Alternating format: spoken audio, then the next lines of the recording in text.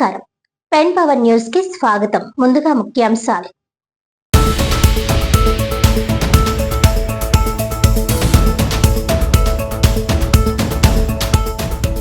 TDP Vijayawada central MLA Bonda Uma వ్యాఖ్యలు ఆయన వ్యక్తిగతం. టీడీపీ రాష్ట్ర ఉపాధ్యక్షులు పిఠాపురం మాజీ ఎమ్మెల్యే ఎస్పీఎస్ఎన్ వర్మ.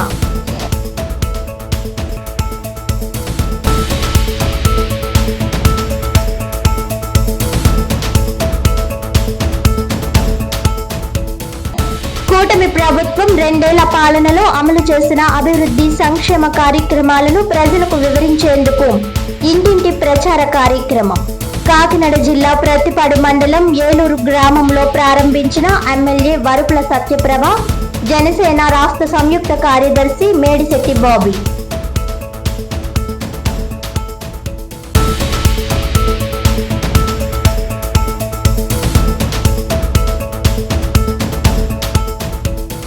ప్రజా సమస్యల పరిష్కారానికి రాష్ట్ర ప్రభుత్వం నిర్వహిస్తున్న అధిక ప్రాధాన్యత.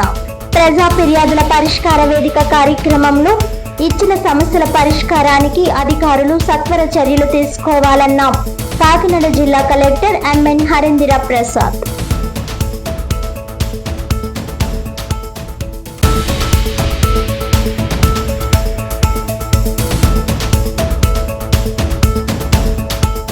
ఇక డీటెయిల్స్ చూస్తే 2019లో తెలుగుదేశం పార్టీ అధికారం కోల్పోవడానికి కాపు ఉద్యమం కారణమన్న TDP Vijayawada central MLA Bonda Uma వ్యాఖ్యలు ఆయన వ్యక్తిగతమని టీడీపీ రాష్ట్ర ఉపాధ్యక్షులు పిఠాపురం మాజీ ఎమ్మెల్యే ఎస్పీఎస్ఎన్ వర్మ అన్నారు.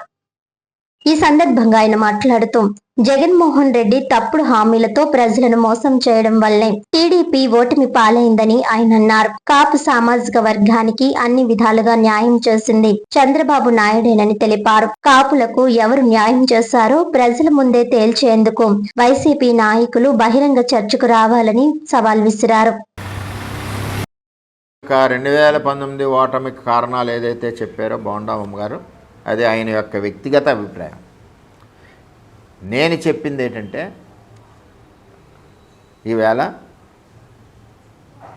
నిజంగా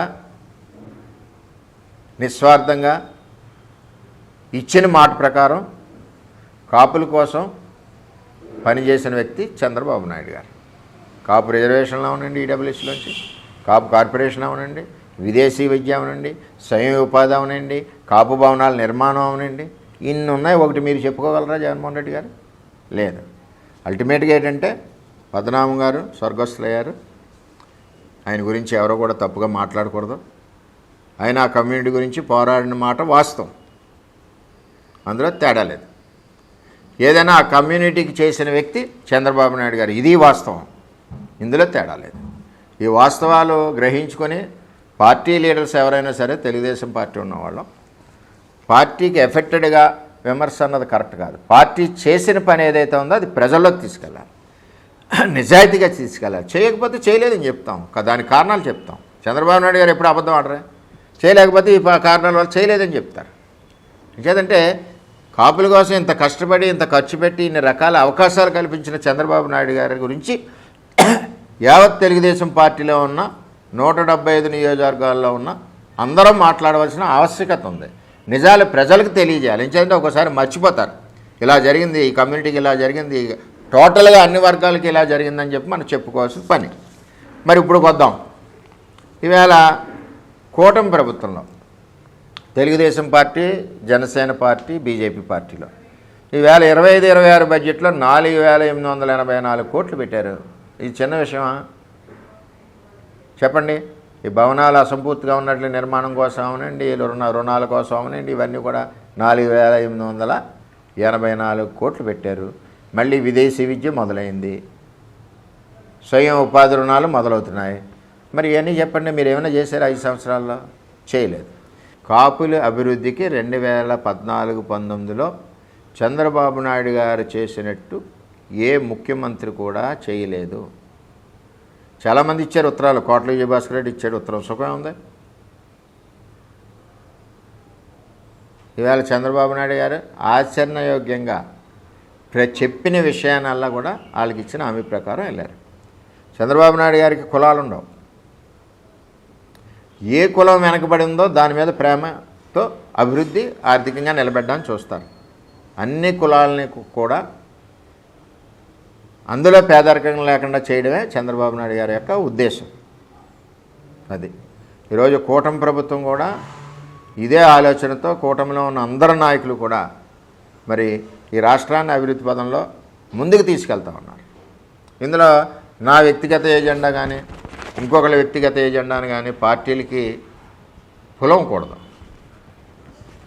ఎవరన్నా ఒకరు మాట్లాడడం వలన 175 నియోజకవర్గాలకి ఎఫెక్ట్ అవుతుంది. చేసిన పని చెప్పుకోవడం వలన 175 నియోజకవర్గాల్లో తెలుగుదేశం పార్టీ బలపడదు. చేసిన పని చెప్పుకోకుండా సరదాగా మాట్లాడితే ఏమవుద్దని చెప్పి మనం తప్పుగా మాట్లాడడం వలన పార్టీకి నష్టం జరుగుతుంది. అవన్నీ కూడా మనం మాట్లాడేటప్పుడు నేను అవ్వచ్చు, నేను ఏదైనా చెప్పాలనుకున్నప్పుడు అది ఒక నష్టం జరుగుదామని ఒక ఆలోచన వచ్చినప్పుడు నా వ్యక్తిగత అభిప్రాయం ఇది, పార్టీకి సంబంధం లేదని చెప్పి నాయకులు ఎవరన్నా సరే నెక్స్ట్ మనం మాట్లాడచ్చు. అట్ ది సేమ్ టైం నేను బల్లగుద్ది చెప్తున్నా, గంటాపదంగా చెప్తున్నా, ఎవడ చర్చకు వచ్చినా సరే రావచ్చు వైసీపీ వాళ్ళు. చంద్రబాబు నాయుడు ఒక్కడే కాపుల కోసం పెద్దపీట వేసిన నాయకుడు చంద్రబాబు నాయుడు గారు. అటు రిజర్వేషన్లో కానీ, ఇటు కాపు కార్పొరేషన్ నిధుల్లో కానీ, విదేశీ విద్య ఇవ్వడంలో కానీ, అలాగే స్వయం ఉపాధి యూనిట్స్ ఇవ్వడంలో కానీ, కాపు భవనాల నిర్మాణంలో కానీ ఎన్ని రకాలుగా చంద్రబాబు నాయుడు గారు మరి కాపులకి అండగా నిలబడ్డ నాయకుడు చంద్రబాబు నాయుడు.